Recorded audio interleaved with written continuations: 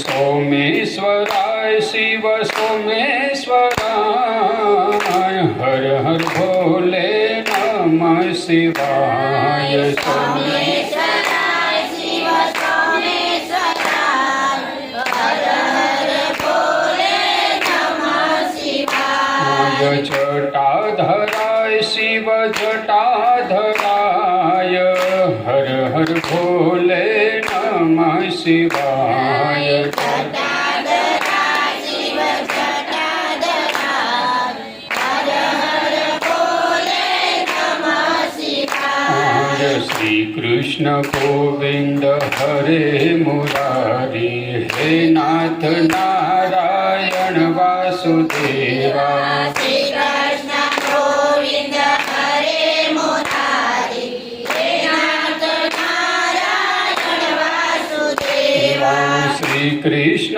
गोविंद हरे मुरारी हे नाथ नारायण वासुदेवा श्री कृष्ण गोविंद हरे मुरारी हे नाथ नारायण वासुदेवा श्री कृष्ण गोविंद हरे मुरारी हे नाथ नारायण वासुदेवा श्री कृष्ण गोविंद हरे मुरारी हे नाथ नारायण वासुदेवा हरे राम राम राम हरे हरे हरे राम हरे राम राम राम हरे हरे हरे कृष्ण कृष्ण कृष्ण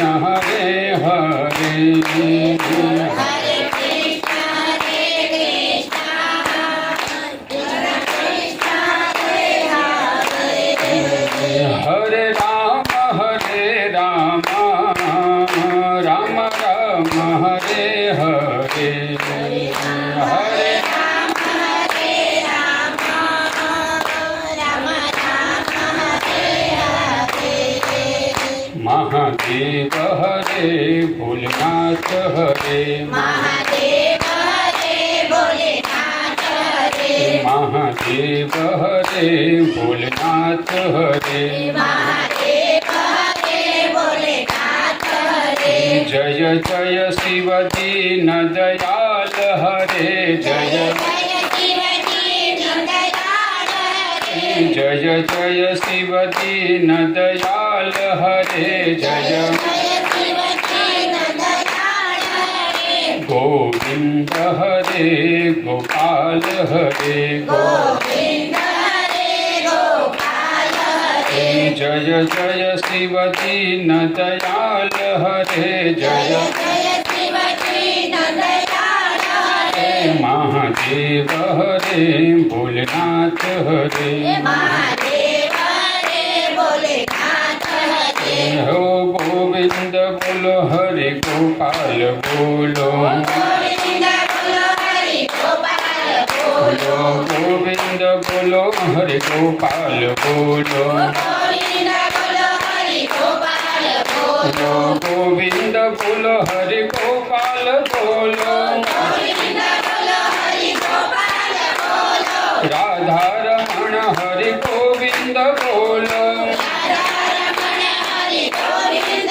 बोलो गोविंद जय जय गोपाल जय जय गोविंद जय जय गोपाल जय जय गोविंद बोलो हरे गोपाल बोलो गोविंद बोलो हरि गोपाल बोलो श्रीमन नारायण नारायण नारायण श्रीमन नारायण नारायण नारायण श्रीमन नारायण नारायण नारायण श्रीमन नारायण नारायण नारायण भजवन नारायण नारायण नारायण नारायण नारायण नारायण तुझमें नारायण मुझमें नारायण मुझे नारायण मुझे नारायण सब में नारायण नारायण नारायण सब में नारायण नारायण नारायण श्रीमन नारायण श्रीमन नारायण भजवन શ્રીમન્નારાયણ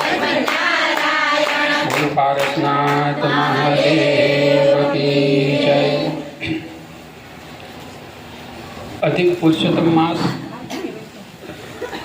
9મી તિથિ, 9મો અધ્યાય. નૈમિષારણ્યમાં સુતજી મહારાજ સનકાદી ઋષિઓને કહે છે, ગઈકાલની કથા જે સુખી રાજાની કથા ચાલતી હતી. એક દિવસ મહાલયના મંત્રીઓ તપસ્વી વાલ્મીકીને તેડી લાવ્યા. સુખી રાજાએ વાલ્મીકી ઋષિને નમસ્કાર કરી યોગ્ય આસન પર બેસાડી બધું પૂછ્યું કે હે મહર્ષિ, મારા મનમાં જે ગળમથન થઈ છે તે બધી હું આપને જણાવું છું.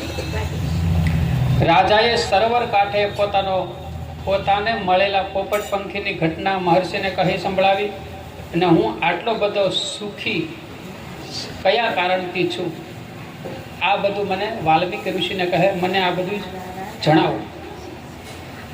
વાલ્મીકી ઋષિ ભૂતકાળના તપસ્વી હતા. જીવ માત્રનો પૂર્વભાવ જાણવાની એ જે કળા, એ વિદ્યા એમને સિદ્ધ કરેલી હતી. વાલ્મીકી ઋષિએ રાજાને ભૂમિ તરફ નેત્ર ઢાળી સૂર્ય સામે મસ્તક રાખવા જણાવ્યું. રાજાએ વાલ્મીકીની સૂચના પ્રમાણે સૂર્ય તરફ મસ્તક રાખી ભૂમિ સામે જોવે છે. વાલ્મીકીએ પ્રાણાયામ કરી રાજાના પૂર્વભાવને કહેવાનું શરૂ કર્યું. સનાતનપુરના સુખી રાજા દ્રઢ ધનમાં મારી પાસે બેઠા છે. હું એનો પૂર્વભાવ જાણવા અને એને કહી સંભળાવવા માંગુ છું. તમે મારી આંખ સામે પ્રગટ થાઓ. વાલ્મીકી ઋષિ કહે. કેટલીક ક્ષણો સુધી પ્રાણાયામ ટકાવી રાખી વાલ્મીકી ઋષિએ રાજાને કહ્યું છે પૂર્વભાવની કહાની. કહે રાજા, પૂર્વે ભારતનું નામ હિમવૃત વર્ષ હતું. આ હિમવૃત વર્ષ બહુ મોટો દેશ હતો. એના એક પ્રદેશમાં દ્રવિણો રહેતા હતા. તે પ્રદેશનું નામ પણ દ્રવિણ વર્ત હતું. આ દ્રવિણ પ્રદેશ જંગલમાં જ વસેલો હતો. ગામ, કસ્બા, શહેર આવા વિભાગો પણ નહોતા. એ આખા પ્રદેશમાં કેટલીય નદીઓ હતી, પણ તામ્રવર્ણી નદીને કાંઠે સુદેવ અને ગોમતી નામના બ્રાહ્મણી રહેતા હતા. પતિ પત્ની વચ્ચે ખૂબ જ ભક્તિભાવ હતો, પણ તેના ઘરે સંતાન ન હતું. સુદેવ બ્રાહ્મણને એક દિવસે સંતાન વિનાનું જીવન સ્મશાન જેવું જણાયું. તે મહાવ્યાધિ પામ્યો. મનમાં વધારે દુઃખી થયો. તેણે પોતાની વ્યાધિનું કારણ પોતાની પત્ની ગોમતીને કહ્યું. ત્યારે ગોમતી કહે છે કે સ્વામી, સંતાન આપવા કે ન આપવા એ તો ઈશ્વરની મરજીની વાત છે. સુતજી સૌનક ઋષિને કહે કે ધર્મજ્ઞાની પત્નીએ પતિને ભગવાન વિષ્ણુની આરાધના કરવાની વિનંતી કરી. પતિએ વિષ્ણુની આરાધના કરવાનો સંકલ્પ કર્યો. તામ્રવર્ણી નદીના કિનારે સ્નાન કરી પૂજા કરી છે. બંને એક સાથે 4 દિવસના નકોરડા ઉપવાસ વેઠી 5મા દિવસે ઝાડ પરથી ભૂમિ પર ખરી પડેલા થોડા સૂકા પાંદડા ખાઈ થોડું જળપાન કરી ફરી ઉપવાસ શરૂ કર્યા.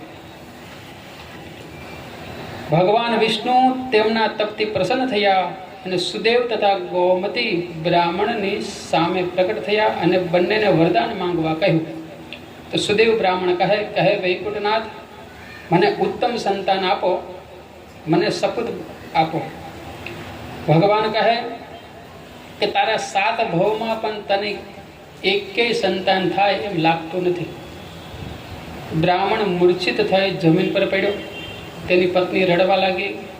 પત્નીએ પતિને શુદ્ધિમાં લાવવાના ઘણા પ્રયત્નો કર્યા. સુદેવ બ્રાહ્મણ મૂર્છામાંથી જાગૃત થયો. તેની પત્ની કહે કે આપણા ભાગ્યમાં સંતાન ન હોય તે આપણને સી રીતે મળે? સુદેવ બ્રાહ્મણ અને તેની પત્નીને નિરાશ થઈ ગયેલા જોઈ ગરુડજીને બહુ દુઃખ થયું. ગરુડજી ભગવાનને કહે છે કે હે ત્રિલોક સ્વામી, આપની તપશ્ચર્યાથી અલૌકિક વસ્તુઓ પ્રાપ્ત થાય છે. આ સત્ય વતનથી કોઈ અજાણ્યું નથી. હવે આપ જ કહો કે સુદેવ બ્રાહ્મણે કઠિન તપ કરીને આપને પ્રસન્ન કર્યા છતાં સંતાન જેવી વસ્તુ એને પ્રાપ્ત ન થાય, એનો અર્થ